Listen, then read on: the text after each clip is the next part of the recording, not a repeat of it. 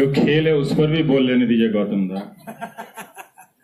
अभी आपको पता ही होगा कि मध्य प्रदेश में ऐसा कानून बनाया गया है कि विधायक जो हैं विधानसभा में सांप्रदायिक दंगों से संबंधित चीजें नहीं पूछ सकते हैं। गुलाब कोठारी का संपादकीय पढ़ लीजिए आप, 15 मार्च को जो उन्होंने लिखा है। विधायक जिन मामलों पे संसदीय उनकी विधानसभा की समिति विचार कर रही होती है उन मामलों में आप सवाल नहीं कर सकते, जबकि पहले ऐसे कानून है। तो हम पत्रकार ही नहीं, अब विधायकों को भी पूछने से प्रतिबंध लगाया जा रहा है। तो ये जो चरणों में जो लौट कर आ रहे हैं, अभी राजस्थान का मामला हुआ तो इसमें सलाह क्या दिया जाए? जब इनकी नीयत कहीं रुक ही नहीं रही है तो हम सलाह क्या दें इनको, और हम क्या कर सकते हैं? 2-2 साल की सजा का प्रावधान था राजस्थान में, 1 साल तक वो 6 महीने 8 महीने तक वो विधेयक सारा लटका रहा, अंत में वसुंधरा राजे को वापस लेना पड़ा। उसके बाद आप देखिए मध्य प्रदेश का वही हाल है। इसके बाद ये हाल है, आप फेक न्यूज को लेकर आपके सारे मंत्री, जो फेक न्यूज का जो पुरोधा पकड़ा गया है उसको आपका मंत्री ट्वीट कर रहा है उसके समर्थन में, और आप फेक न्यूज पर आप सजा तय कर देते हैं और कहते हैं कि फेक न्यूज वाले अब एनबीएसए और पीसीआई तय कर लेंगे, और जिनको तय करना है कि ये फेक न्यूज है या नहीं है उनसे आप पूछ भी नहीं रहे हैं आप उसको। तो ये अहंकार जो आप दिखा रहे हैं बार बार डराने का, आज तो आपने पत्रकारों की एकजुटता के कारण प्रधानमंत्री ने अपना फैसला वापस ले लिया, ठीक, लेकिन हमें मालूम नहीं कि कल वो किसी और रूप में आने वाला है। अगर 13 मंत्री, आप उसी इंडियन एक्सप्रेस में देखिए कृष्ण कौशिक की रिपोर्ट जो है वो truepicture.in का, वो क्या खेल है? फेक न्यूज को का पर्दाफाश करने के नाम पे जो वेबसाइट कंपनी बनाई गई है और जो 13 मंत्री उसका ट्वीट कर रहे हैं, अगर इतने ही मंत्री संजीदा हैं तो उन्हें बताना चाहिए था कि कम से कम ये काम तो ऑल्ट न्यूज पहले से कर रहा था। आपने कभी ऑल्ट न्यूज के किसी फेक न्यूज जो उसने बस्ट किया, पर्दाफाश किया है, कभी आपने उसका पर्दाफाश किया है? कभी उसको ट्वीट किया है? नहीं किया है। तो ये यहां रुकने वाले नहीं हैं। ये इनकी नीयत में ये है कि किसी ना किसी तरीके से प्रेस, आधा मीडिया को तो गोदी मीडिया बना दिया इन्होंने, और उसके बाद जो काम कर सकते, ये पूरा ट्रंप का कैरिकेचर है। जिस तरह से ट्रंप ने अमेरिका में CNN को फेक न्यूज बनाया, खुद को बॉक्सर बना के वीडियो रिलीज किया, ये उसी तरह का है। इल्जाम आपके मंत्रियों पर है, आपके गृह मंत्रालय पर है कि उसकी रिपोर्ट में कहीं दूसरे मुल्क की तस्वीरें आ जा रही हैं। आपने अपने गृह मंत्री को 6 महीने के लिए सस्पेंड किया था? आपने गृह सचिव को 1 साल के लिए गृह मंत्रालय से बाहर निकाला था? नहीं ना। आईबी वाले रिकॉर्ड कर रहे हैं कि नहीं मेरा भाषण? कर लें वो भी, लेकिन ये तो है ना गलत। तो ये बार बार ऐसा क्यों कर रहे हैं? ये बार बार अचानक आप शाम को एक खबर आती है कि बिना किसी एनबीएसए की बॉडी से मीटिंग किए हुए, बात किए हुए, आप फेक न्यूज पर अचानक पुरोधा बन जाते हैं। कोशिश यही थी कि जो एक्रीडेटेड जर्नलिस्ट हैं वो सरकारी संस्थाओं में ना घुसें चुनाव के समय, और वो उन तथ्यों को लेकर ना आए, और जो आप सूत्रों के हवाले से लिख रहे हैं लगातार उसको संदिग्ध बनाया जाए। और आप जो झूठ बोल रहे हैं, आपके पास तो सुविधा है जुमला कह देने के लिए। अगर मैं कुछ गलत करता हूं तो मेरे पास मैं माफी मांगता हूं, मैं तो खुद मांगता हूं अगर गलती होती है तो। लेकिन अगर सरकारी संस्थानों के माध्यम से, सूचना माध्यम से अगर फेक न्यूज का प्रसारण हो रहा है, उसके लिए तो आपने अभी तक कुछ नहीं किया। और अचानक से, और ये पूरी दुनिया में अगर आपको करना है तो आप जर्मनी से सीख लेते। हमारे कानून मंत्री चिल्ला ऐसे रहते कि जैसे यहां लाउडस्पीकर अटलांटिक के पार लगा हुआ है। यही फेसबुक वाले मामले में हुआ था ना, कि अटलांटिक के पार बैठे हुए, सुन लो, मार्क जुकरबर्ग, भारत का कोई आईटी मंत्री बोल रहा है। आवाज गंगा पार भी नहीं गई, यमुना पार भी नहीं गई। तो जर्मनी ने कानून क्या बनाया? जर्मनी ने कानून बनाया है कि फेसबुक, सोशल मीडिया, ये सारे जो संस्थान हैं, ये अगर हेट न्यूज और फेक न्यूज फैलाते हैं तो इनके खिलाफ हम $1 मिलियन का फाइन करेंगे।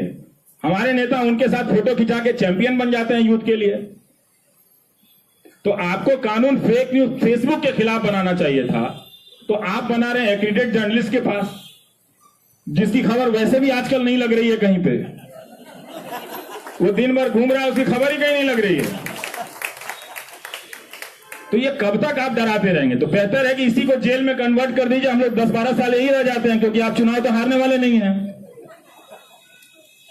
यहीं रह जाते हैं ना, खाना पीना यहां चलता रहेगा, हम लोग यहीं रहते हैं। तो इसीलिए इस पे आप बोलने दीजिए। आप ये सुझाव के नाम पे दाएं बाएं करके नहीं टलने वाले हैं। यहां से सुझाव क्या देंगे उनको? भारत सरकार, इतने सारे वकील वहां बैठे हुए हैं। हमारे लिए भी सुझाव है कि हमारे लिए तो अच्छा है कि हम 3-4 बार से ऐसे मौकों पे हमने एकजुटता दिखाई है, और ये बहुत शानदार उपलब्धि है आपकी, आपके नेतृत्व में, या जब प्रेस क्लब में जो भी यहाँ पर लोग आए हैं। आप एक एक्शन इन्होंने फेसबुक के खिलाफ नहीं लिया है, एक एक्शन नहीं लिया। पूरी दुनिया में फिलीपींस तक ने कानून बना लिया, वहां भी इसकी आलोचना है। उसकी वहां के सीनेटर ने एक प्रस्ताव दिया था फिलीपींस में कि जो सरकार के अधिकारी गलत सूचना देते हैं उनको पिनलाइज करो। यहां हम ऐसा कर सकते हैं क्या? नहीं कर सकते हैं। तो ये गेम हमेशा इमेज को शिफ्ट करना, अजीब हाल है। मैंने हिम्मत देखिए कि अचानक 13 मंत्री रातों रात फेसबुक के चैंपियन बन गए फेक न्यूज के, कि हम फेसबुक को बस्ट करने वाले। अचानक से इतने दिनों से फेक न्यूज को लेकर बवाल चल रहा था, किसी ने कुछ नहीं बोला उसमें। तो बेहतर यह है कि इनकी तरफ से, क्योंकि ये जो चुनाव आने वाला है इस दौरान भारत के इतिहास में सबसे ज्यादा झूठ बोला जाएगा। इतना झूठ बोला जाएगा कि आप बस्ट करते करते थक जाएंगे, हाफ जाएंगे, कहीं छपेगा भी नहीं। कहां छपेगा? तो सारा स्पेस खरीद लिया जाएगा, खरीद लिया गया होगा, पता नहीं है। तो ये अलग अलग लोग बस्ट कर रहे हैं। मीडिया विजिल को आप दे देते, मीडिया विजिल को आप और न्यूज को दे देते, विज्ञापन थोड़ा और वो लोग 10-12 लोग रख लेता, आपके झूठ का पर्दाफाश करते रहता। आप ये अचानक ये कानून क्यों बना रहे थे कि हम 1 साल तक उसकी सदस्यता रद्द कर देंगे? आपको लाखों लोगों को रोजगार नहीं दिया गया, तो एक पत्रकार जो मुश्किल से रोजगार पाया है उसी के पेट पर लात मार रहे हैं क्या आप? इसलिए कि आप मंत्री हैं और ट्वीट कर रहे हैं कि आ जाइए आईएमबी में हमारे साथ, हमसे कोई मिल के हमसे बात कर ले। तो जब आप फैसला कर रही थी तो तभी आप बुला लेती किसी को बात करने के लिए। कि इतने सारे हमारे पार्टी के लोगों ने, सबसे ज्यादा तो विक्टिम नेहरू हुए इस फेक न्यूज के। कौन कर रहा था नेहरू को इस फेक न्यूज के बवंडर में बदनाम? तब तो आप नहीं बोले कुछ भी। तो ये एक चाल है। इस प्रवृत्ति को हमें समझना चाहिए कि लाखों आलोचना के बाद भी कोई फर्क नहीं पड़ रहा है। ये हमेशा थोड़े थोड़े समय के बाद ग्राउंड टेस्टिंग की जा रही है कि शायद अब पत्रकार थक गए होंगे, अब नहीं बोल पाएंगे। तो ये फेक न्यूज के नाम पे लोगों को, एक तरह से हम जैसे लोगों को शिकंजा कसने का प्रयास किया जा रहा है। क्या करेंगे? कोई मंत्री बोलता नहीं, कोई ऑफिसर बोलता नहीं, तो कहां से सूचना लेकर आएंगे? सूत्रों के हवाले से लेकर आएंगे, सूचनाएं निकलेंगी कि नहीं निकलेंगी? क्या बैंक का कोई चेयरमैन बोल सकता है? आपको लगता है कि वो बोल सकता है कि उसके यहां 3 महीने की प्रेग्नेंट लेडी को छुट्टी नहीं दी जाती है? कोई बोलेगा? नहीं बोलेगा। वो फोटो खिंचवा रहे, आप देखिए year of banker of the year बन रहे थे, अब तो घोटालाबाज ऑफ द ईयर के रूप में उनका फोटो छप रहा है। तो ये देखिए कि अगर हम सूत्रों के हवाले से नहीं लिखेंगे तो सूचनाएं नहीं निकलेंगी। वो सूचनाएं गलत हो सकती हैं, अधूरी हो सकती हैं, पूरी नहीं हो सकती हैं। ये दुनिया इसी तरह से चलती रही है। लेकिन उसको आप फेक न्यूज के नाम पे उस पत्रकार से एक्रेडिशन आप लेने जा रहे हैं, इसका मतलब आप मैसेज दे रहे थे डराने के लिए। आपको पता है कि एक्रेडिशन वाले लोग पॉलिटिकल एडिटर आपके बने रहते हैं, और जो ब्यूरो के रिपोर्टर होते हैं या ब्यूरो चीफ होते हैं वो लोग ज्यादा होते हैं। तो उन तक न्यूज रूम में वो उनकी दखलंदाजी थोड़ी बहुत जो बची हुई है वो खत्म करने के लिए आप ये लेकर आ रहे थे। बेहतर यह है कि हम सब सजग हो जाएं। जरूर मुझे लगता है कि हमारे पास कोई लीगल सपोर्ट होना चाहिए, पर उससे ज्यादा हमारे पास ये होना चाहिए कि हम सब इस तरह के खेल को जो राजस्थान मध्य प्रदेश में चला है और ये चला, ये सिर्फ विड्रॉल से हमें माफ नहीं कर देना चाहिए। ये बहुत सोच समझ के, बहुत दिनों तक सोच के एक खास मौके पर जाहिर किया गया फैसला है, और इससे नुकसान जनता का हो रहा है। तो हमें जनता को बताना चाहिए कि आप तक सही सूचना ना पहुंचे, उसके लिए सरकार बहुत मेहनत कर रही है। तो अगर आप जिस सरकार का मूल्यांकन करने जा रहे हैं, अगर उस सरकार के तहत मीडिया स्वतंत्र है ही नहीं, तो फिर आप मूल्यांकन क्यों कर रहे हैं? आपके पास जो भी सूचना पहुंची है वो आधी और अधूरी है। तो इसलिए ये ठीक नहीं है, इस पे इनकी पूरी आलोचना की जानी चाहिए। और अच्छा है कि सारे बुजुर्ग पत्रकारों ने, जो हमसे सीनियर रहे हैं, बहुत जगहों पर एडिटर रहे हैं, उन्होंने भी कहा कि ये काला कानून है, इसको बैलेंस करने की कोई जरूरत नहीं है। कि राजीव गांधी ने भी लाया था, राजीव गांधी ने लाया था तो हम वहां माला पहनाने नहीं गए थे राजीव गांधी को। शर्म की बात यह है कि राजीव गांधी के लाने के बाद, उन तमाम आलोचनाओं के बाद भी आप इस तरह की कोशिशें कर रहे हैं कि सूचना ना जाए किसी तरीके से।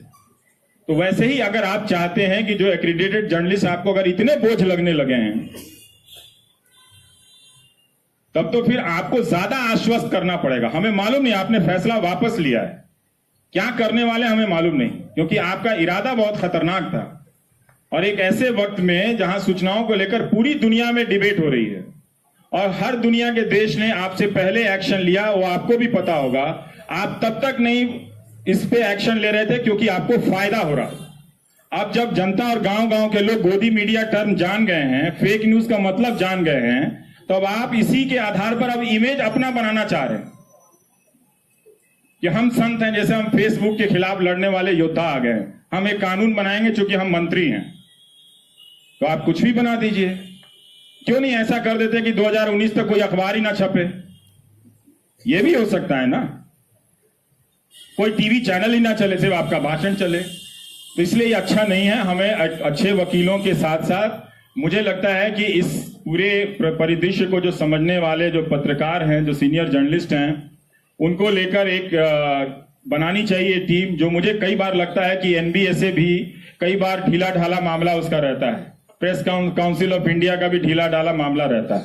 अचानक उनका बयान पड़ रहा था इंडियन एक्सप्रेस में कि वो कह रही है कि एनईजी की हमको मालूम नहीं है, हमसे बुलाकर पूछा नहीं गया है। तो अंत में जो एनबीएसए है उसने तो कॉल नहीं दिया ना कि आइए हम इसका विरोध करते हैं, वो तो प्रेस क्लब ऑफ इंडिया ने दिया। तो फिर ये एनबीएसए का क्या काम है हमारे यहाँ? ये press club council of India का क्या काम है? इसकी भी तो भूमिका की समीक्षा होनी चाहिए ना कि ये क्या करता है। अगर ये प्रेस क्लब ऑफ इंडिया नहीं होता तब तो फिर यहां पे पत्रकार जमा नहीं होते।